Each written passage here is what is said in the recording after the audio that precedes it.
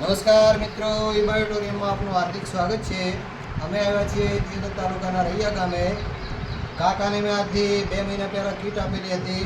હવે એમને કેવું રિઝલ્ટ મળ્યું છે એ સાંભળીએ એમના જ શબ્દોમાં. શું નામ છે કાકા તમારું? રત્નાભાઈ.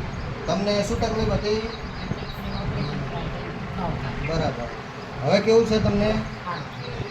રમેશભાઈ, શું તકલીફ હતી કાકાને? એમને સ્પાઇનનું ઓપરેશન કરાયેલું હતું કમરના નસનું. બરાબર. અને પછી ઓપરેશન પછી પણ એ જ્યારે રિકવરી થઈ પણ ત્યારે ચાલવાનું કેવું થતું. બરાબર. દુખાવો રાતનો થવામાં. બરાબર. ટેબ્લેટ લે તો કદાચ ઊંઘ આવે તો આવે એવું થતું. બરાબર. પછી આ કીટ મેં સાંભળ્યું. હા, હા. અને આ કીટ લીધી ટ્રાયલ માટે. બરાબર. કે એને યુઝ કરવાનું અમને ચાલુ કર્યું, એની બેડશીટ યુઝ કરવાનું.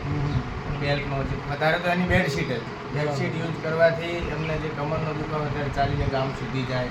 પાછા આવે 1.5 કિલોમીટર જવા આવવાનું 3 કિલોમીટર થાય. બરાબર. રોજિંદુ ગમે ત્યારે ચાલે પણ એ રાતનો દુખાવો કેટલો સમય થયો કીટ લીધા ને? લીધેલા અંદાજિત 2 મહિના જેવું. 2 મહિના જેવું. કીટમાં શું શું મળ્યું હતું તમને? કીટમાં એક બેડશીટ, હા. તકિયાનું કવર, બરાબર. એક પાણી બોટલનો પટ્ટો મેગ્નેટિક, હા. અને એક વોટર બેગને લખી વોટર બેગને પટ્ટો.